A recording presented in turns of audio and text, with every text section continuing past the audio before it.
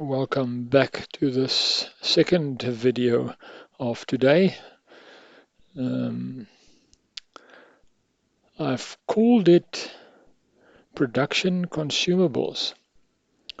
It might be a strange title, and to a certain extent there is something special about the fact that it's consumables and the other that it's production.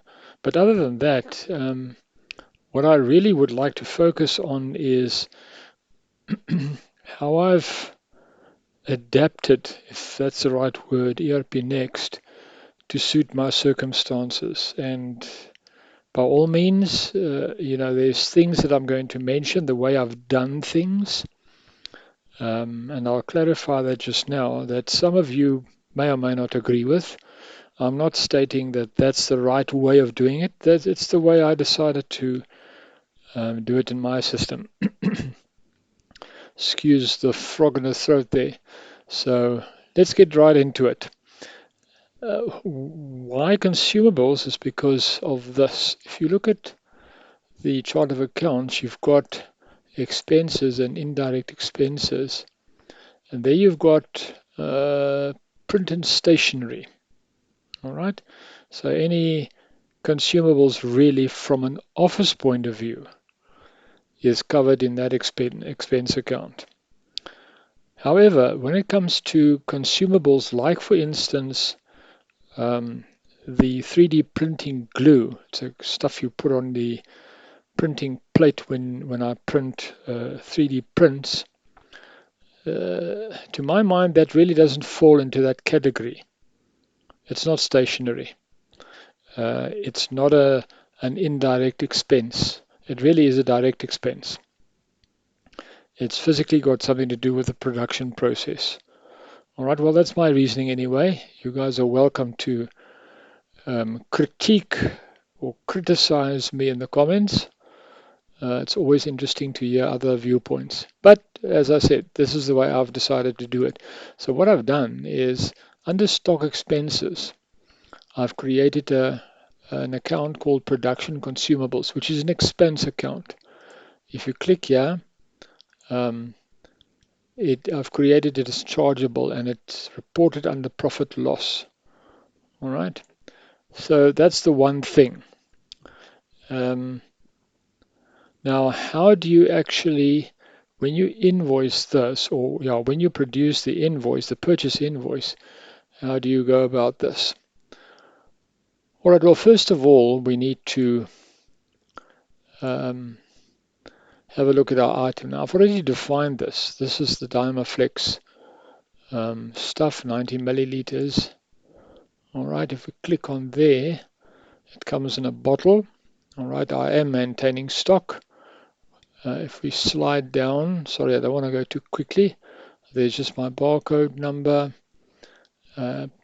Default material request is purchase, and I keep it in the consumable warehouse. All right. And I've linked that account. The one that I've just shown you, I've linked as the expense account. Otherwise, it'll go default cost of goods sold. All right. So that's how I linked the item expenses to that account. All right. Okay. There is, all right. There was something else I was thinking of now. It'll come back to me just now. All right. So when we want to buy this, and I've already generated a purchase invoice, if I'm not mistaken. I think so. Here we go. Yeah, but I'm going to do it again so you can see what I'm doing. So right, we click on purchase invoice, we say new, and of course we buy this from build volume. It's just the place that I buy it from. And all right, let me type in the actual detail. I've got the invoice here in front of me, so let's just run with some detail here. I've still got this frog in my throat, so apologies about that. INV 5849. Okay, and the invoice date, it's a different date. I'm just going to click on today's date. There we go. I'm not going to click, I'm going to click the update stock, but I'm not going to fill this in because they actually go to different warehouses. So I'll fill that in on the edit button. Okay, the first one is the filament. And actually I'll show that to you now. I've done this on a previous video. If I'm not mistaken, it's probably about 18 or something. Unit of measure. Now, yeah, actually let's just have a revisit this again. I've done this on a previous video. Let me just go to my item and we click on the filament and we see here that the filament is the unit of measure is gram. It's a 750 gram roll. All right, so what I've done is on the unit of measure, I said the unit of measure is gram, which is 1 unit, and then a roll contains 750 of those. Okay, so if you remember, if you want to go to that video, that's how you, whenever you buy a kilogram roll, it puts 1,000 units in the stock. In this case, it puts 750 units in stock. And the same with, in that video, I also talk about a box of pencils. You buy a box, but you want the pencils to be put into the store individually. So that's how I've defined this item. Let's go back to my purchase invoice. So I put in the item, and then I say, but I don't want a gram. Oops, let me just scroll up a little bit so you can see. I'm buying a roll. All right, the moment I click roll, then it updates that from the conversion factor in the item. It picks that up and says, if I buy this roll, I'm going to put 750 grams into the store. Okay. Now, maybe I should just pause here. Why do I want that grams to be put into the store? If I buy a kilogram roll, I want 1,000 grams to be logged in the store. It's very simple. I'm sure all of you that's been doing 3D printing knows that the slicers actually gives you an indication that this thing is going to weigh 3 or 4 or 5 grams. So you know exactly how much material you're going to use. So you actually extract 5 grams of material from the store. So it's actually very easy to control and not just have this roll that gets used until it's finished. Okay, so that's why you want to accurately put grams. Well, that's why you want to put grams into your store so that you can accurately measure the usage of your filament. Okay, so the next one is my Dymaflex. It's 1 unit, and these prices are not quite the same as the invoice. I was playing around. This is actually my play system. It's not my production system. So let's have a look here. It's going into the consumables warehouse. Oh, I didn't show that to you on the previous item. I'll go back there just now, consumables. And then, of course, it auto fills in this account here, the production consumables 5114. That's the one we created. Right, so the expense head for this is 5114. Okay, and of course we can just double check that the cost center is correct. So that's where it's going to log the expenses. Just going back quickly to this first item, you can see if you scroll down, it's going to go to stores.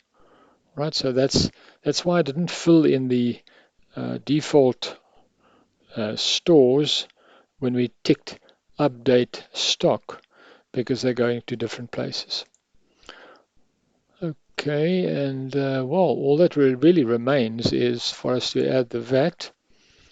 And we click on there, we say on net total, which will calculate it on that total there. And once again, I've actually showed this to you on a previous video as well. I'm pulling one of my tricks again here. Well, not really a trick. 15%. So that's the VAT, and it adds it to that. You get to 539.50. Okay, so what am I doing here? Let's just click on that edit button. I've created another expense account 5113 for VAT. Why? Because I'm not VAT registered. Now I'm in South Africa. Your country VAT rules may work slightly different, but for me to, there's actually an account for VAT that'll be under liabilities, I think. Yeah, there's the actual VAT account. But now the thing is, this doesn't show up in your profit and loss statement. This will only show up in your balance sheet. And by the way VAT works is you track the VAT that you pay, but you can claim that back. Right? So it's in and out. So it's not really an expense. That's why it's not on the profit loss statement. But I want, because I'm not VAT registered, that's a significant part of my cost. So I went ahead and under expenses created a 5113. See, there's the 5114 that we just created. I've created 5113 VAT, so that will land up directly on my profit and loss statement. So I'll be able to see all the VAT that I've paid, which adds to my cost, because the component cost is the item cost is not logged in the cost of the items in the store. It's a separate thing. So if you buy something for 100 Rand and you pay 115 Rand because it's 15% VAT, that 100 Rand is the item value, but the 15 Rand is not logged. So for me to put it in this account, I'll be able to then keep track of that in my profit loss statement. So let's go back to my invoice. There we go. So that's why I did it like this. And that's the way I would then log my VAT.